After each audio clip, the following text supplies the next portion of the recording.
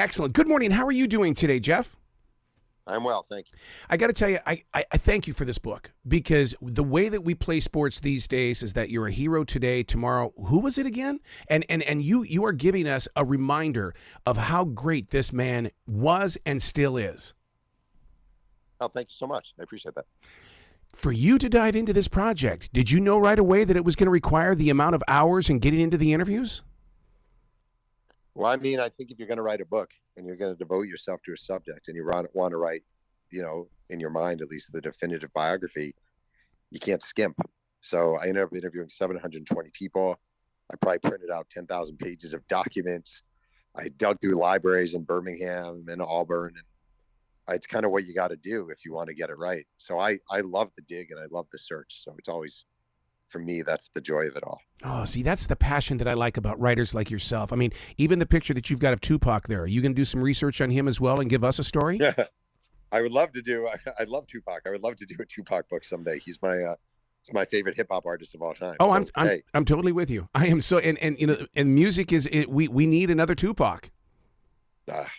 Believe me, there was only one Tupac. That's right. Yeah, I'm with you. I'm with you 100%. The name of the book, The Last Folk Hero. What I love about this is that to come up with the title. When did you know that you had the right title? Because you dive into the story of why he is, the last folk hero. There's a great writer named Joe Posnanski, who actually originally called him the last folk hero. And he said it because there's so many things that Bo did that we never see. Like, he ran a 4.1340, but we haven't seen it. He ran a 4.1740 with the Raiders on grass and pads, but we never see it. There's a story where in high school he hit a baseball so high that by the time it came down here in left field, he was rounding third base. Now I got a bunch of people to verify it, but there's no tape of it. The first night baseball game at the University of Georgia, Bo's second at bat, he hit a home run that hit the lights. Yeah. And people swear it's the hardest hit ball they've ever seen. But there's only an article in the Georgia student newspaper. That's it. Nobody has any verification of it. So that makes one a folk hero. And the myth and the mystery of it all is it's like, we always grew around the advertising campaign, Bo knows. Well, we now hold the words and the experiences through this book, because now we know. Yeah, well, I hope so. The whole goal, my goal in writing the book is so people remember Bo Jackson the way I do. I was a kid with his poster on my wall.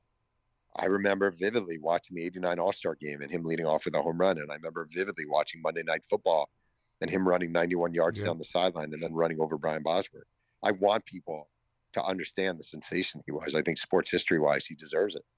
Don't you think it's really interesting? We are in that generation where we got to physically see them play, and now we have to explain it to a younger generation and say, you got a great person that you love, but man, you got to know about Bo Jackson, because some people will tune into it, other people will say, no, I'm gonna stick here. Yeah, well, we live in a recency bias era of, oh man, all right, I'm sure Bo Jackson was great, but have you seen? Here's this YouTube clip or this Twitter clip or this TikTok clip of John Morant dunking with his eyes closed. Here's this clip and people just always think that what's happening right now is the greatest thing. They always do that. We always do that. And I'm like, no, go to YouTube, type in Bo Jackson and wall, watch him climb the wall, and tell me any athlete who's done anything even close to that. And then we can have a conversation. But they never can. I love the idea that you embraced his whole entire embodiment of sports, because I didn't know that he was a Memphis chick. I always knew of Kansas City, Chicago, L.A., but I love those farm leagues and things like that. Oh, me too. And the Memphis year was really important for him. It was 1986. He was super raw coming out of Auburn. He shows up in Memphis. Actually, it was a weird year because it was double A baseball, and the general manager of the Chicks was a guy named George Lapidus. And he just saw Bo Jackson as this cash cow. And every day he would have Bo Jackson signing baseball, doing autograph sessions. And Bo got so fed up, he taught a ball boy named Danny Zitch how to write a Bo Jackson signature. So this kid started signing all the baseballs for Bo Jackson. And I always say, like, in the city of Memphis to this day, there are probably encased baseballs from 1986 autographed by Danny Zitch that people think were signed by Bo Jackson. Oh my God, I have three Ted Williams baseballs that were signed, and in my heart I know he did not sign them, but I still have those So three baseballs. we believe he signed them. Damn it, he signed those balls. Don't you worry about it. Because I'm here in the South, and we all grew into becoming big fans of Michael Jordan. But yet, when I read this book, I'm thinking Michael had an inspiration. Look at all the things that Michael did with marketing, as well as, I mean, I'm a big fan of him being a part of the Birmingham Barons. I have all of the cards from that. What was there a connection between those two? Not like personally, but the connection would be the sort of, if you look at both of them, they really, and you look at sports marketing today, campaigns built around singular Right. athletes. Michael Jordan and Bo. Michael Jordan with the Air Jordan, Bo Jackson with the Bo Nose. They both came along around the same time. And it was no longer just about a shoe. It was about tying a personality to the shoe. Um, Bo's shoe was the cross trainer. And there are actually two athletes. Howie Long was one of them at the Raiders. The other was a triathlete whose name I always forget, who were the original endorsers of the shoe, and it went nowhere. And when Bo came along, he was playing both sports. And then they launched the Bo You Don't Know Diddley commercial. They launched that during the fourth inning, in between the fourth inning of the 1989 All Star game. In that game, Bo Jackson led off with a home run, and won the MVP.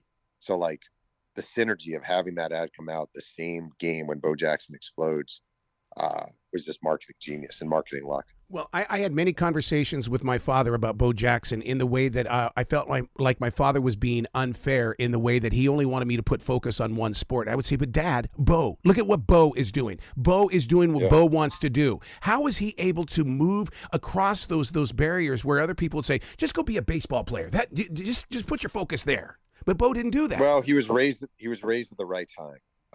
I think I live in Southern California, and I got to say, out here, it's a little disturbing how if a 7-year-old throws a decent fastball, all of a sudden his parents are getting him a pitching tutor, and he'll be doing off-season workouts, and you're not just going to play for your school team. We're going to have you do travel ball.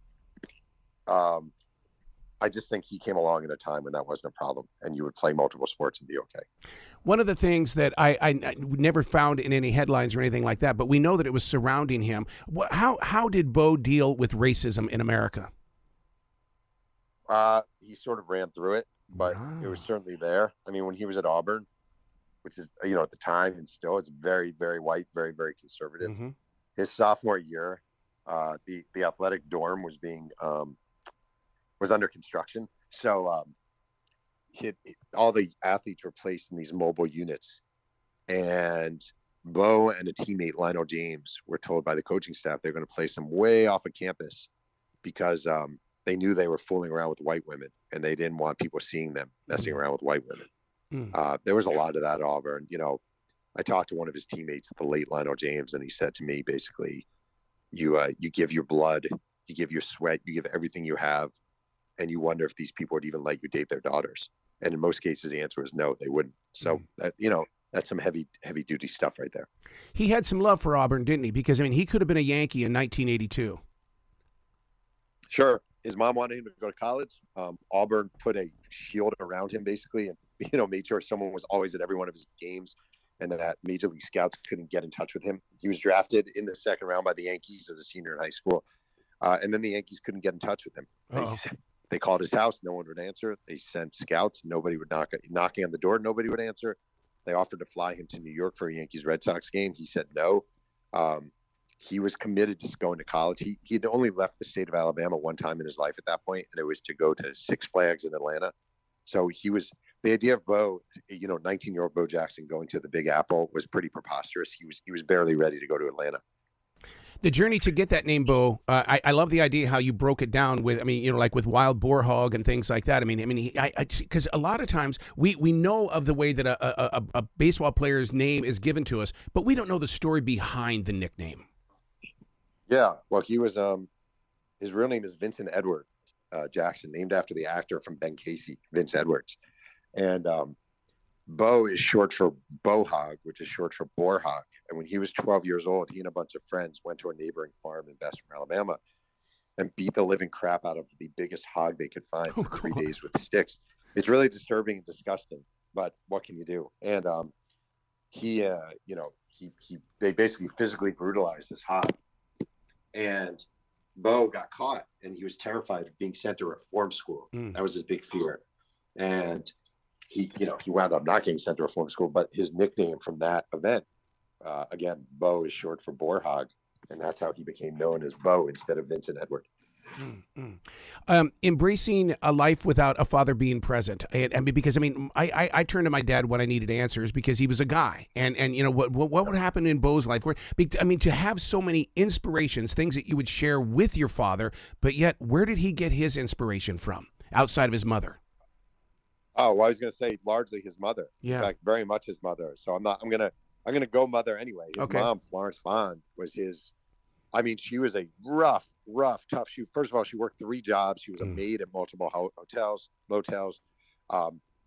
She believed in not sparing the rod. And there are many instances of her saying, do you want me to hit you with the shower curtain or the stick? Oh, God. It's your choice. Yeah, she was rough. So, she was not easy, but that's his inspiration. And that was his motivation, was sort of not disappointing his mom and also getting his mom out of poverty. That's a strong motivation for a lot of these kids. It was for him. Well, Bo had strength, power, and speed. Most people can't deal with they can deal with one, but to have all 3. I mean, that's one of the reasons why I have a show on iHeartRadio called Creativity is an Addiction. Was he addicted to that adrenaline that was moving through his body? I would say no, actually. Really? I think he's almost like the accidental tourist. I don't think he ever, I don't even know if he loved sports, competing. I wouldn't say that. I think he enjoyed the idea that this is going to take me somewhere and get me out of poverty and get me out of trouble. But he was not, there's some people who ooze love of sports. And I would not say Bo was that guy. I think he did it. He did it well. He enjoyed certain aspects of it. But I think mainly it was a way out and a way to support his family. I know as a 3rd-degree black belt, I know what my body has gone through to get up to this point. I can't imagine what Bo went through and what his body feels like, and how does he deal with moving through that mountain of pain? Well, he's had multiple hip replacements. I mean, he played his last 2 years of sports with an artificial hip. Oh, God. So, yeah, which is amazing. I mean, he played 2 years with a fake hip, and performed at a major league level. So he's 60 years old now, and he obviously isn't what he was when he was 30, but he's had a very fruitful life. Yeah. So let's talk about your writing. I know that you talked to 720 people with the interviews and stuff like that. You had to make the time to make sure that this book came out. When you make your that time like that, you become so drawn into the story. Now that the book is out, how are you going to fill that void? You know what I do? I spend my time with my son, driving him back and forth to school, and I don't know. I'm saying that because my. Is it difficult to relinquish it the way that we are? Because when I've released my books and stuff like that, I go through a little mourning period because it no longer belongs to me. No, I don't actually. I never do. I never feel that way. I'm always pretty good about it. I'm happy the book is out in the world. It's like birthing a child, so I'm always pretty happy about it. It's at the right place at the right time. I mean, the World Series is over. People still have that baseball fever. We need to know. I mean, it's like picking up a book about Jackie Robinson. You are giving us a piece of history that we need to know. I appreciate that. That's how I feel. I want my kids to know about Bo Jackson. They've seen a million clips of Bo Jackson now, and they're well versed in Bo Jackson. And I want people to feel that way too. I want people to know, you're right, he should be Jackie Robinson, Mickey Mantle, Roberto Clemente, Eric Dickerson, Jim Brown, whoever. He belongs in that conversation. So I hope I'm able to contribute to that. Was he calm and cool when it came to the amount of fame that was around him? Because sometimes it can poison the heart. But never once did I ever read a bad article about Bo Jackson. I mean, he could be prickly. He didn't like signing autographs. He valued his privacy. He wasn't always the warmest teammate. But yeah, he was, he didn't need the fame. That's the thing. Like, if you crave the fame and you need the fame and you need to be seen all the time, it can be poison. But he wasn't that guy at all. So for him, fame was just a byproduct of athletic success. He really was a guy who, at the end of the day, wanted to go hunting, wanted to go fishing, wanted to spend time with his kids. That was it. So this was fine for him. And if he was on the cover of a magazine, that was cool, but he didn't need it. He still doesn't need it. Right. Well, congratulations on this book, dude. I am so proud of you for giving yourself permission to release The Last Folk Hero. And we needed this book. Well, I appreciate that very much. Thanks for having me on. Where can people go to find out more about you and to find out about everything that you have put into the process of writing? Well, I have a mediocre website at jeffpearlman.com, and you can visit me on Twitter at Jeff Pearlman, even though I hate Twitter. But yeah, that's where I exist. Well, I'm looking forward to that book about Tupac. Oh, thank you. Me too. All right, man. Well, you be brilliant today, okay, sir? I'll do my best. You as well.